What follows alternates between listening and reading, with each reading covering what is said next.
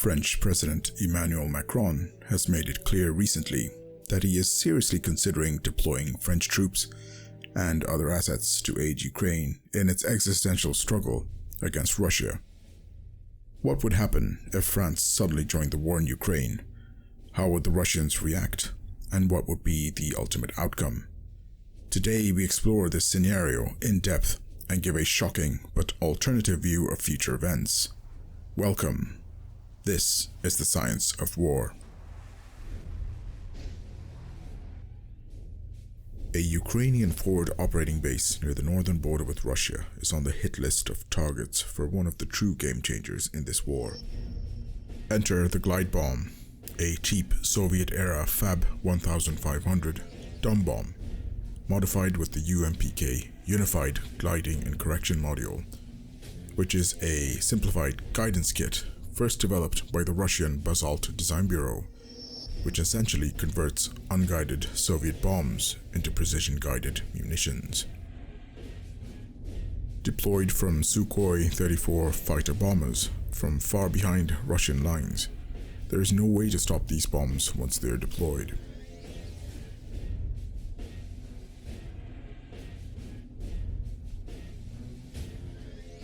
The devastation caused by the Fab 1500 is terrifying. The crater is more than 15 meters wide, and nothing in its blast radius survives.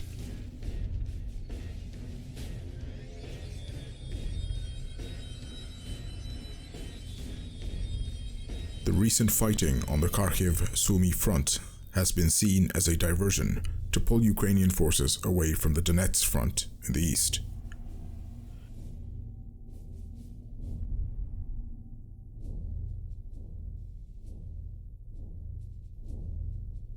The bombing attacks are spread along the northern Russo-Ukrainian border. Probing for weak points in this sector, the Russians may have found an opening south of the town of Zhuralevka. This leaves the way to the E-105 open south to Kharkiv, and nothing to stop a determined Russian push to take the city. Fresh Ukrainian recruits are guarding this area of the border with Russia. More experienced troops are being deployed to the Donetsk front, leaving the northern border regions manned by relatively inexperienced new trainees.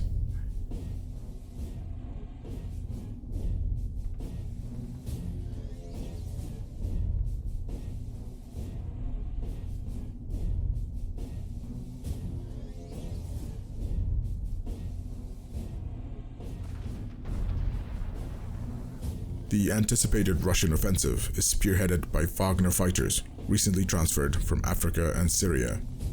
Backed by an armored Russian division, they make easy work of these green Ukrainian fighters.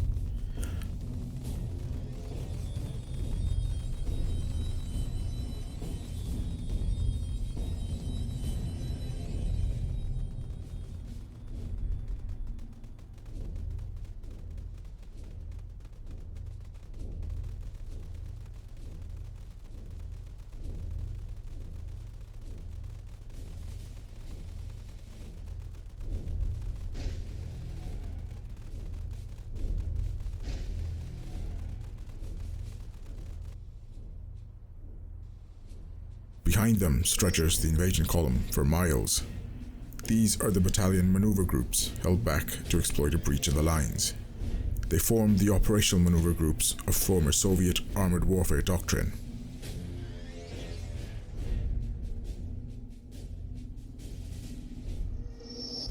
A long column of armored vehicles, including tanks, armored personnel carriers, infantry fighting vehicles, self-propelled artillery, rocket artillery, and support vehicles now push west.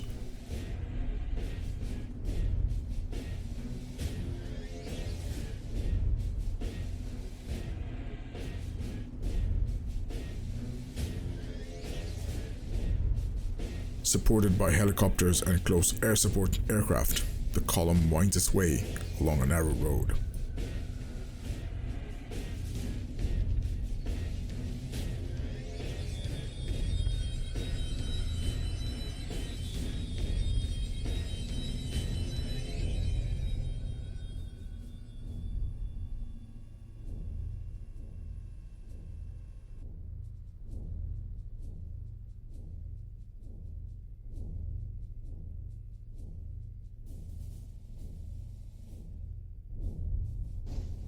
Lead elements of the operational maneuver groups have broken free and pushed forward to take the strategic junction of the E105 road and T2117 road from the west. The collapse of the Kharkiv Front has forced Western leaders to consider the stark reality of an imminent Ukrainian defeat. French President Macron, facing domestic turmoil and a snap election, takes the fateful decision to intervene directly in Ukraine.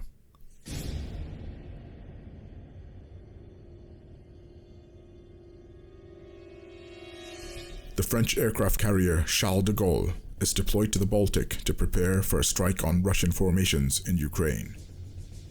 The French believe that the Russians would lack the resolve and the capability to engage the carrier group in what is essentially a NATO lake.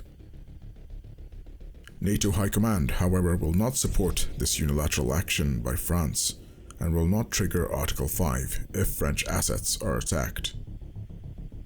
However, Macron and his advisors are convinced that Russian retaliation will not be possible if the carrier remains in NATO-controlled waters. The fighter bombers will be deployed from the carrier to Poland, from where they can strike quickly and return to the carrier safely.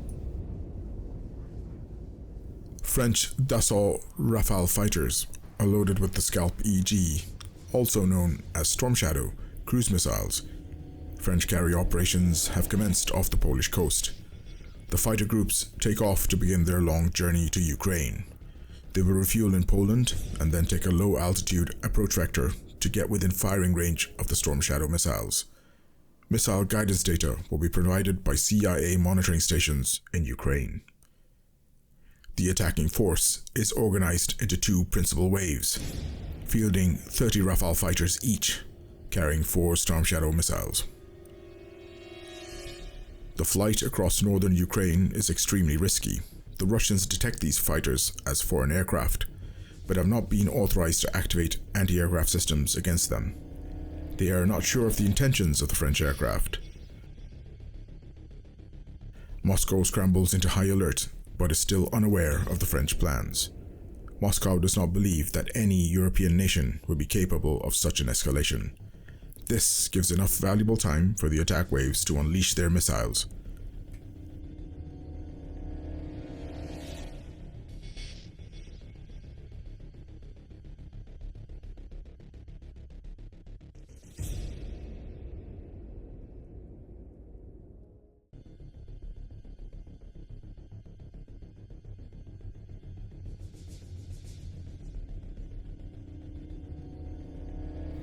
"120 Storm Shadow cruise missiles speed towards Russian columns and staging areas.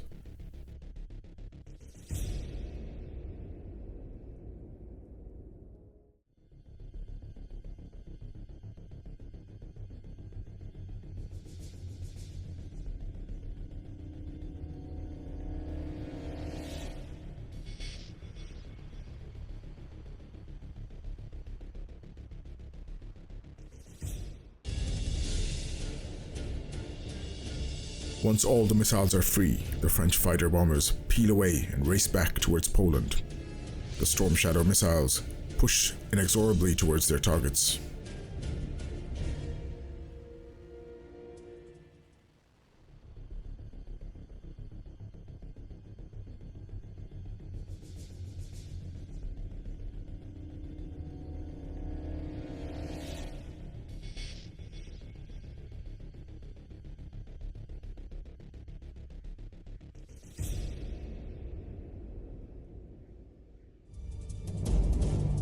As they close in, they hug the earth.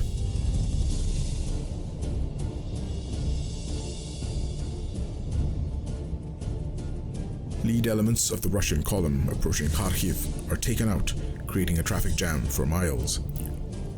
The plan is to delay the convoy until Ukrainian reinforcements can plug the gaps in the lines.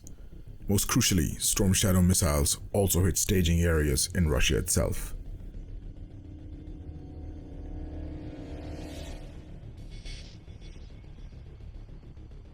As the fires rage, there is shock in Moscow and around the world. The Russians now plan to retaliate. Let us know what you think that retaliation will look like, and stay tuned for the next part in this series.